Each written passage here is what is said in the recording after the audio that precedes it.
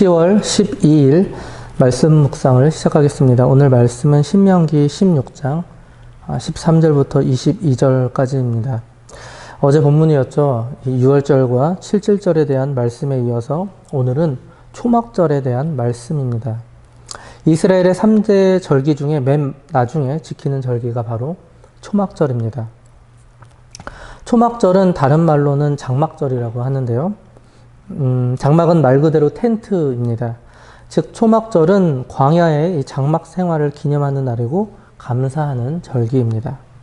이스라엘의 이 광야 생활은 신약에서는 광야 교회라고 칭하기도 합니다. 즉 장막을 치고 광야에서 하나님의 명령에 순종하며 살아야 했던 그 시절을 기념하며 그때와 마찬가지로 지금도 낮에는 구름 기둥으로 밤에는 불기둥으로 인도하시는 그 하나님을 믿으며 살아야겠다는 그 고백과 함께 제사를 드리는 절기가 바로 장막절이라는 것이죠. 말씀을 통해서 장막절에 대해 좀 더 자세히 살펴보도록 하겠습니다. 13절입니다. 너희 타작마당과 포도주 틀에 소출을 거두어 들인 후에 이래 동안 초막절을 지킬 것이요. 타작마당과 포도주 틀에 소출을 거두어 들인 후에 여러분 이 말은 무슨 뜻일까요? 여기에서 이 타작마당의 소출은 곡식의 추수를 의미합니다. 그리고 포도주 틀의 소출은 과실의 추수를 말합니다. 즉 이스라엘 백성들이 1년 동안에 땅에서 일하고 수확한 모든 것을 총체적으로 칭하는 말이죠. 즉 1년 동안에 농사지은 곡물이나 과실들을 추수하여 창고에 저장한 후에 초막절을 지키라는 것입니다. 초막절은 히브리 종교력으로 7월 15일부터 시작하여서 7일 동안 지키는 절기였습니다. 그런데 이 절기를 초막절 또는 장막절이라고도 하는데요. 그 이유는 다시 말씀드리지만 출애굽 후 광야에서 장막 생활을 한 것을 기념하는 절기였기 때문입니다. 그리고 또는 수장절이라고도 하는데요. 왜냐하면 모든 소산물을 거두어 들인 후에 창고에 수장하는 것을 기념했기 때문입니다. 14절입니다. 절기를 지킬 때에는 너와 내 자녀와 노비와 내 성중에 거주하는 레위인과 객과 고아와 과부가 함께 즐거워하되 앞서 오순절에서도 법적으로 신분이 낮고 경제적으로 궁핍하여서 외로움과 그리고 탄식 속에 살아가야 하는 그런 자들에 대한 관심이 많았습니다. 그런데 초막절에서도 이들에 대한 관심을 강조하고 있는데요. 여러분 하나님의 나라는 이처럼 신분의 귀천 그리고 지위의 높고 낮음 또는 경제적 빈부의 차이에 의해서 지배되는 나라가 아니라는 것입니다.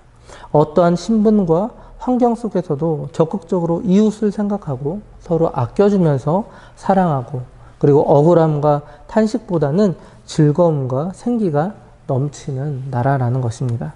15절입니다. 내 하나님 여호와께서 택하신 곳에서 너는 이래 동안 내 하나님 여호와 앞에서 절기를 지키고 내 하나님 여호와께서 내 모든 소출과 내 손으로 행한 모든 일에 복 주실 것이니 너는 온전히 즐거워할지니라. 온전히 즐거워하되 하나님의 나라는 이처럼 모든 사람이 함께 즐거워하는 곳입니다. 온전히라는 뜻은 오직 정령이라는 뜻도 있는데요. 즉 마음껏 충분히 즐거워하라는 것입니다. 많은 소득이나 물질의 풍성함 때문에 오는 즐거움이 아니라 오직 여호와께서 복을 주시는 그 자체 때문에 즐거워하라는 것입니다. 사랑하는 성도 여러분, 우리는 현재를 살아가며 무엇 때문에 즐거워하고 있는지를 곰곰이 생각해 봤으면 좋겠습니다. 우리에게 있어서 참 즐거움과 참 웃음을 주는 요소는 무엇일까요? 돈, 또는 TV 프로그램, 연예인, 또는 자녀들. 최근에 여호와께서 주시는 풍성한 은혜로 말미암아 즐거워했던 적은 언제였습니까? 사랑하는 성도 여러분, 참 기쁨의 대상은 오직 물질이 아닌 여호와 하나님이심을 우리는 명심해야 합니다.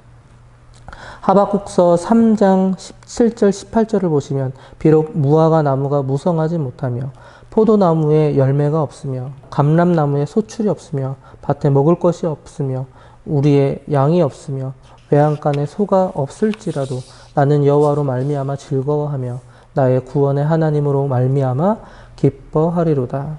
이처럼 하박국 선지자는 물질이 없을 때에도 여호와로 인하여 즐거워할 수 있었습니다. 이 하박국 선지자의 고백이 우리 모두의 고백이 되었으면 좋겠습니다. 16절, 17절입니다. 너희 가운데 모든 남자는 1년에 3번 곧 무교절과 칠칠절과 초막절에 내 하나님 여호와께서 택하신 곳에서 여호와를 배웁되 빈손으로 여호와를 배웁지 말고 각 사람이 내 하나님 여호와께서 주신 복을 따라 그 힘대로 드릴지니라. 빈손으로 여호와를 배웁지 말고. 오해하지 말아야 할 것은 하나님께서는 우리의 무엇을 받지 않고도 이미 온전하시고 또 풍성하신 분이다 라는 거예요. 그러나 그럼에도 불구하고 하나님께서는 그의 백성들에게 반드시 예물을 준비하도록 명령하셨습니다. 왜일까요? 고대 근동의 관습에 의하면 백성이 왕에게 나아갈 때 반드시 예물을 준비해야 했고 그 예물은 이 왕에 대한 공경과 복종을 의미했기 때문입니다. 즉 하나님께서는 백성들이 자신에게 나아올 때 그들에게 있어서 진정한 왕으로 남고 싶어 했던 것이죠. 또한 백성들로 하여금 예물을 드리는 자의 위치를 통하여서 항상 하나님께 종속되어 있음을 스스로 깨달을 수 있도록 하신 것입니다. 여러분, 오늘날 우리가 하나님께 예물을 드릴 때도 마찬가지죠. 하나님은 우리의 통치자가 되십니다. 그리고 우리는 그분께 항상 진정한 공경과 감사의 마음을 표현해야 한다라는 거예요.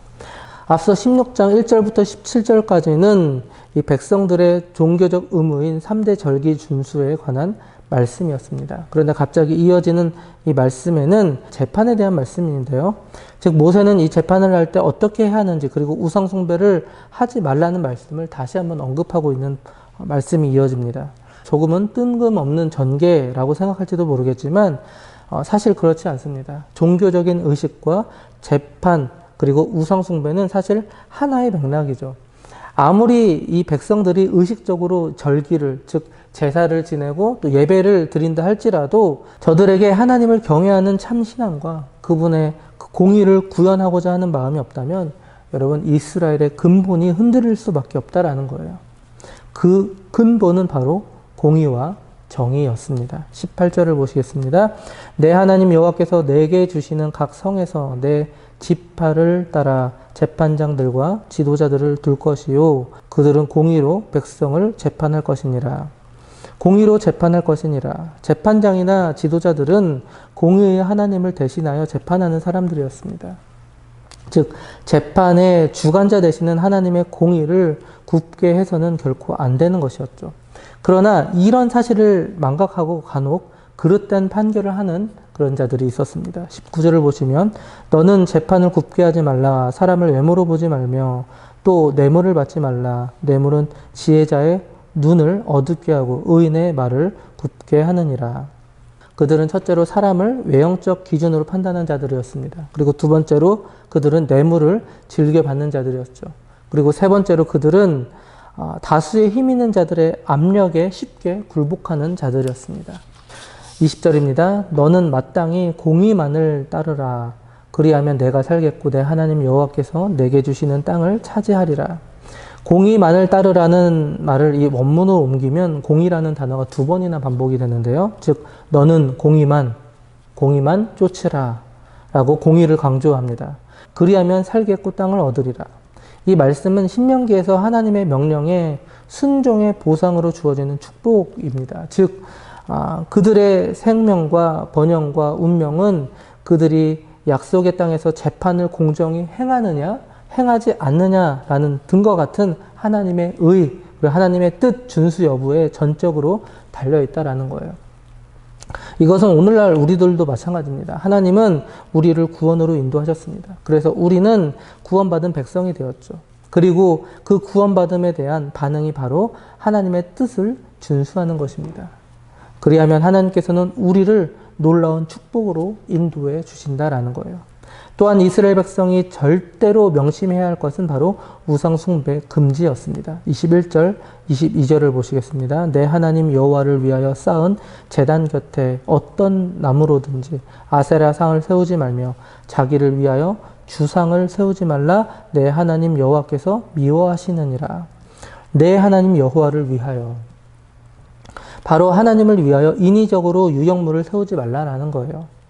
이방인들은 자신들의 거짓 종교를 인위적으로 경외심을 잔뜩 불러일으키기 위하여서 온갖 유형적인 형상이나 자연 환경을 조성하는 데 힘을 썼습니다. 그러나 하나님은 전혀 그럴 필요가 없다라는 거예요. 오히려 그러한 것들이 하나님의 무한하신 영광을 가린다라는 겁니다. 우리는 그저 신령과 진정으로만 하나님께 예배를 드리면 될 뿐입니다. 그래서 굳이 교회 건물이 화려할 필요가 없을 것 같아요. 그리고 예배당을 멋지게 꾸미지 않아도 될 것 같습니다. 여러분, 진정한 경건함은 교회 건물에서 나오는 것이 아니라 무한하신 하나님에 대한 성도 한 명 한 명의 경외함에서 우러나오는 것이기 때문입니다. 말씀을 마무리하겠습니다. 성도는 삶 속에서 공의를 나타내는 사람입니다. 성도는 밖에 드러나는 그런 화려함보다 내면의 참된 신앙을 통하여서 더욱 빛이 나는 존재가 될 수 있습니다. 오늘도 공의와 참된 신앙을 통하여서 하나님의 이름을 더욱더 높여드리는 저와 장자 가족들 되시기 바랍니다.